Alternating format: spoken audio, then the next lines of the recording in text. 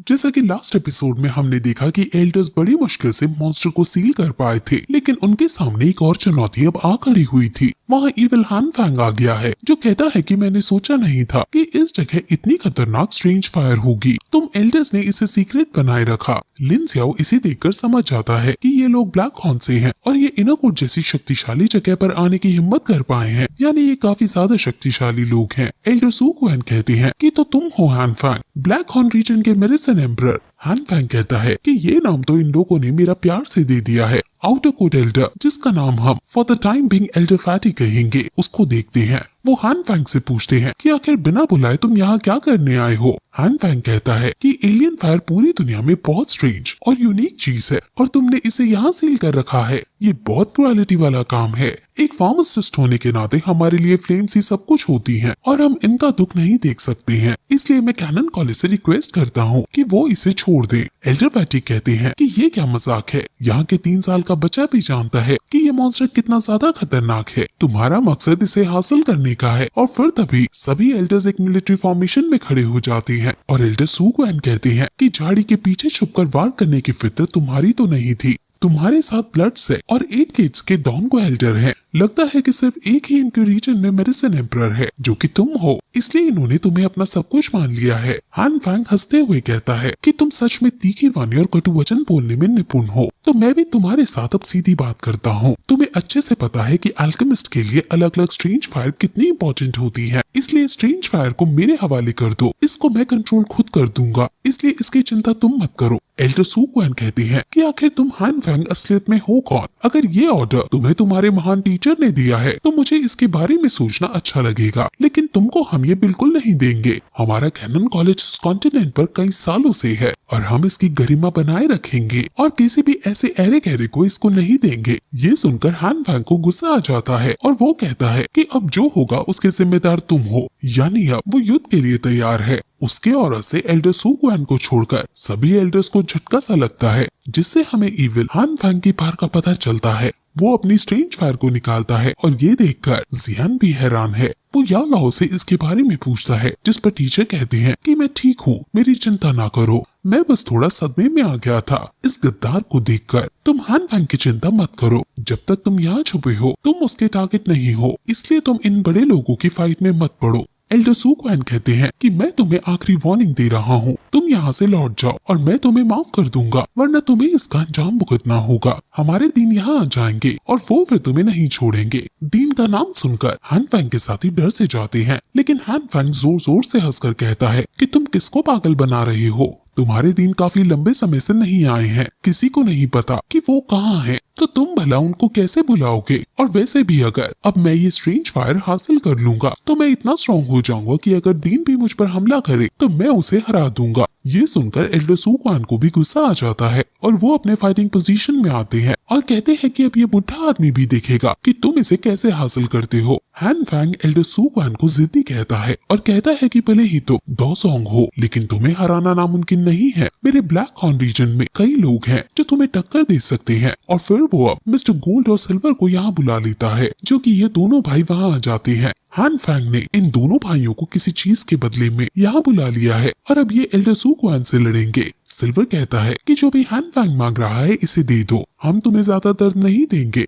Elder सू क्वेन अब अपनी flame निकालते हैं और कहते हैं कि ये फाइट अब बहुत बड़ी होने वाली है, क्योंकि सिल्वर और गोल्ड भी इस फाइट में अब दो स्वांग के खिलाफ लड़ेंगे। सभी एल्डर अब अपनी अपनी फ्लेम्स निकाल लेते हैं और एक दूसरे पर हमला करते हैं। एल्डर फैटी हान फैंग से लड़ने के लिए जाता है और सू क्वेन भी हान फैंग की तरफ जाते हैं, लेकिन उन्हें बीच में ही सिल्वर और व्हाइट रोक लेते हैं। यानी अब एल्डर सू क्वेन को गोल्ड और व्हाइट से लड़ना होगा और एल्डर को हान फैंग को रोकना होगा। एल्डर सू क्वेन की इन दोनों से आइकॉनिक लेवल की फाइट होती है और कुछ समय में ही एल्डर सू क्वेन इन दोनों को नीचे गिरने में कामयाब हो जाते हैं। हान फैंग बाकी एल्डर्स को इन एल्डर्स को ब्लॉक करने को कहता है और खुद वो सील को तोड़ने के लिए टार पर जाने का डिसाइड करता है। एल्डर्स जब उसे टार पर जाने से रोकने के लिए आगे आते हैं तो उनसे इविल एल्डर्स आकर भिड़ जाते हैं और कहते हैं कि तुम हमसे लड़ो। ये एल्डर भी काफी ज्यादा ताकतवर थे, लेकिन इविल एल्डर्स के आगे थोड़े फीके पड़ रहे हैं। और 8 गेट का लीडर इन एल्डर्स को बहुत बुरी तरह हराने लगता है। ब्लड सेक्ट का लीडर भी यहाँ है और वो भी इन लीडर्स को हरा रहा है, लेकिन तभी उसके सामने एल्डर फैटी आता है। लेकिन तभी वो देखता है कि हान फैंग टार की तरफ जा रहा है, इसलिए वो ब्लड सेक्ट को बाकी एल्डर्स के भरोसे छोड़कर हान फैंग के पीछे जाने लगता है और अपनी फ्लेम से उसे रोकता है। ये आउटर सेक्ट का एक तरह से प्रेसिडेंट है, तो आप समझ जाओ कि एल्डर फैटी कितने ज्यादा ताकतवर है। हान फैंग इविल स्माइल देते हुए कहते हैं कि तुम सच में सोचते हो कि तुम अकेले मुझे रोक पाओगे।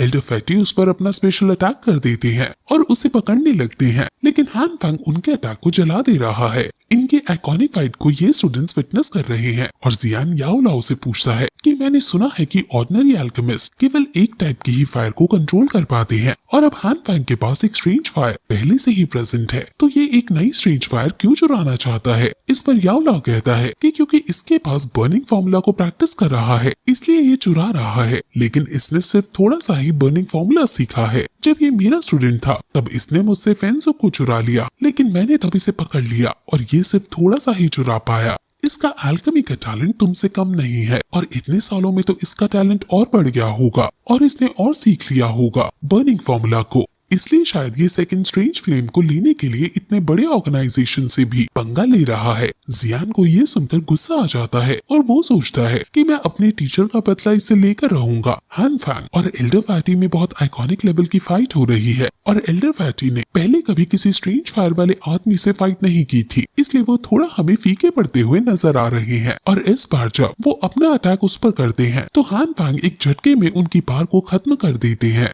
वहीं एल्डर सू क्वान जो कि सिल्वर और गोल्ड से लड़ रहे हैं वो उनको बार बार नॉक कर दे रहे हैं, लेकिन वो बार बार खड़े होकर एल्डर सू क्वान का रास्ता रोक दे रहे हैं, जिससे वो हान फैंग को रोकने नहीं जा पा रहे हैं। अब सू क्वान को गुस्सा आ जाता है और वो इन दोनों को जान से मारने का डिसाइड करते हैं। गोल्ड और सिल्वर अब कंबाइंड स्किल का यूज करके एक हो जाते हैं और वो भी ज्यादा इंटेंसिटी से अब सू क्वान पर हमला करने लगते हैं। इनके बीच की बैटल अब बहुत ज्यादा इंटेंस रूप ले लेती है और ये दोनों ही अब एक दूसरे के खून के प्यासे हो जाते हैं और फिर वो गोल्ड एंड सिल्वर प्रिजन वाला क्रिएट करते हैं और उसमें एल्डर सू क्वान को फंसा देते हैं। ये देखकर जियान डर जाता है और वो याओ लाओ को बताते हैं कि इनकी कंबाइंड स्किल की वजह से ये अब 2 सॉन्ग लेवल पर पहुंच गए हैं और इनका जो ये प्रिजन है ये काफी खतरनाक है। जियान पूछता है कि अब हमें क्या करना चाहिए, जिस पर याओ लाओ उसे अभी रुकने को कहता है। असल में जियान को भी ये चिंता है कि अगर हान फैंग ये स्ट्रेंज फायर ले गया तो उसे ये नहीं मिल पाएगी, लेकिन अगर अब वो टार पर जाकर इसे खुद ले लेता है तो वो अकेला इसे हासिल नहीं कर पाएगा और वो उससे इस पब्लिक की क्रिटिसिज्म भी सहनी पड़ेगी, क्योंकि इन सभी को भी हमारा मोटिव हान फैंग जैसा ही लगेगा। गोल्ड को लग रहा था कि वो अब एल्डर सू क्वान को अब मार ही देगा, लेकिन एल्डर सू क्वान ने अपने आसपास एक शील्ड क्रिएट कर ली है और वो अपनी पावर से इस प्रिजन को तोड़ डालते हैं और उन्होंने इतनी बड़ी प्रिजन को तोड़ा है जिससे इसके अंदर से बहुत ज्यादा इंटेंस ऑरा निकलता है और इस शॉक वेव से आसपास का एनवायरनमेंट अफेक्ट होने लगता है।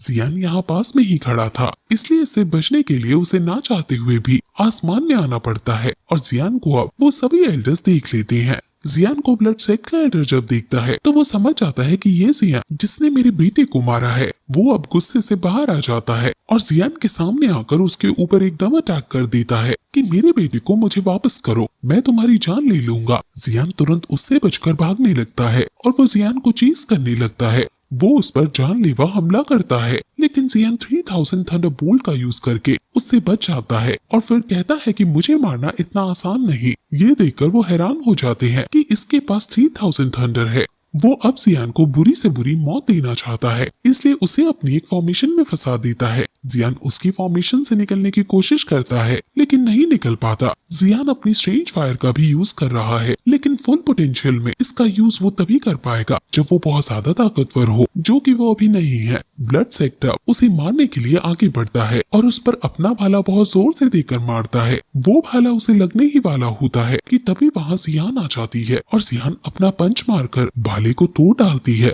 वो फिर उसे कहती है कि अगर किसी ने भी जियान को चोट पहुंचाने की हिम्मत भी की तो उसे मेरे से दुश्मनी मोल लेनी पड़ेगी। अब वहाँ फिर लिनजुआ भी आता है और फिर लियू किंग भी। ये सीन देखने में काफी अच्छा था और ये सभी लोग जियान के साथ हैं और जियान का दुश्मन इनका दुश्मन है। सबसे आगे जियान खड़ी है और अब हम जियान का फुल पोटेंशियल देखेंगे और फिर ये एपिसोड यहीं खत्म हो जाता है।